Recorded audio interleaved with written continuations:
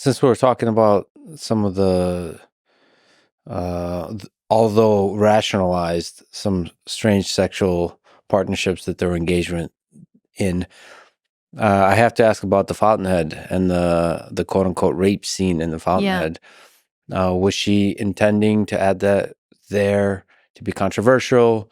How are we supposed to read into it? Is it a glimpse into Ayn Rand's sexuality?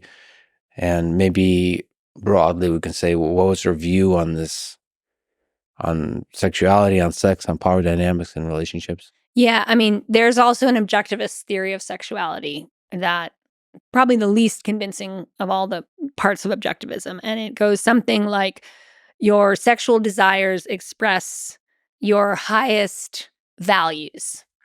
And they are related in some ways to your rationality, right? Which is also related to your highest values. So for her, that explained her attraction to Nathaniel Branden and Nathaniel Branden's attraction to her was a function of their highest values.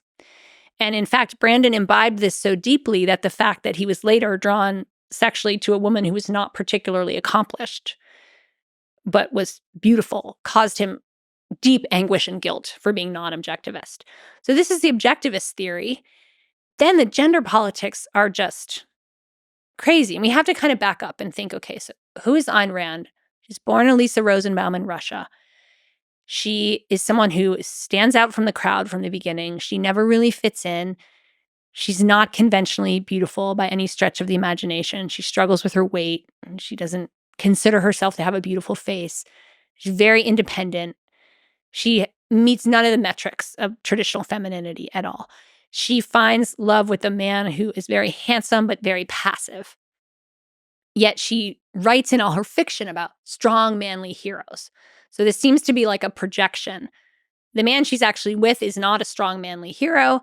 The hero she writes about, she probably wouldn't be able to be in the same room with them for more than 1 minute before they got in a raging argument, right?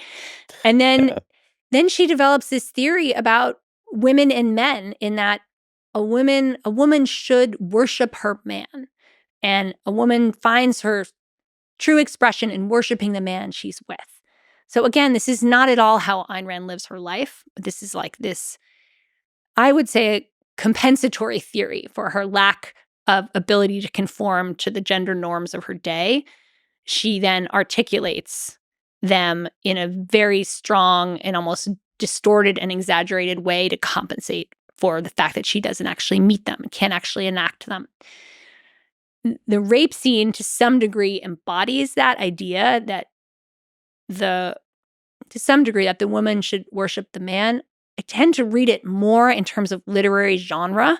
So Rand is a screenwriter, a consumer of movies, and that rape scene is like paradigmatic for the romance genre. In other words, these like pulpy romance novels, Yeah. the hero rapes the heroine, and then they fall in love. That's just the trope of how it works.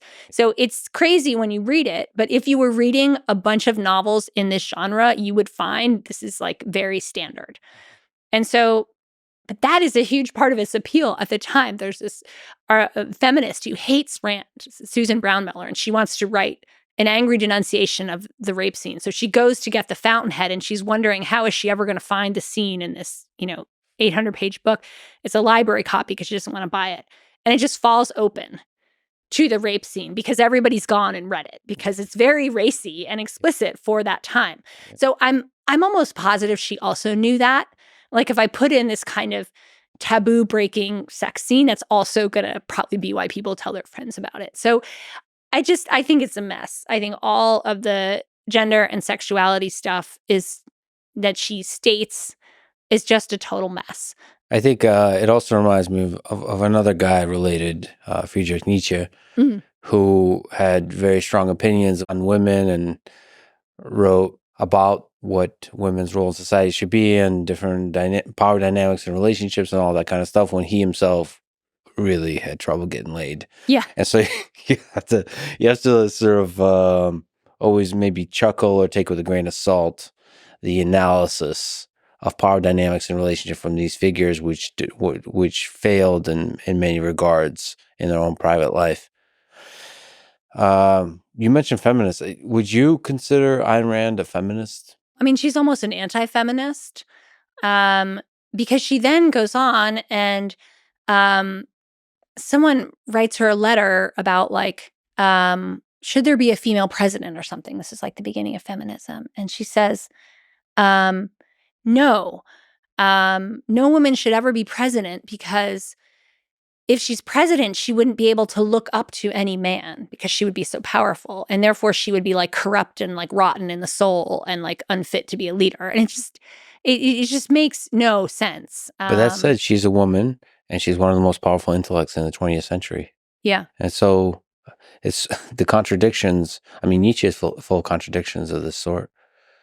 That the very fact that she's one of the most powerful minds in history, to me, means that she is a feminist in the spirit she embodies, right?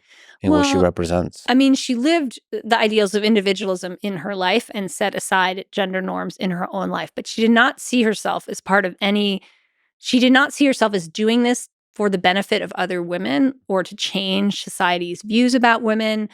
There was no collective essence to it. So if feminism has some sort of collective aspect to it, or at least some identification, one needs to identify with a broader category of women and feel they're acting in behalf of that. She's definitely not doing that. And she did, she was fair to women in her life, promoted them in her life, but did not, she was very negative about feminism. And then because like they dress terribly, and then the other thing, it's really interesting. There's all these kind of homoerotic themes in her writing.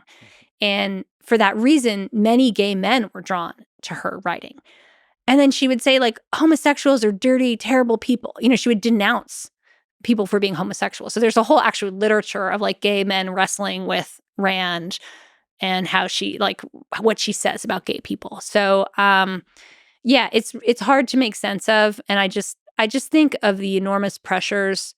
If I want to be charitable, I just think of the enormous pressures she was under in the culture she was raised in, the expectations that were placed upon her, and her just utter inability to meet any of them. And it came out in this very tortured set of ideals that she tried to promote. And this kind of lack of ability to introspect in herself it was probably too painful to introspect and to think about that. So she just tried to rationalize her way through it, and it came out in these very strange theories.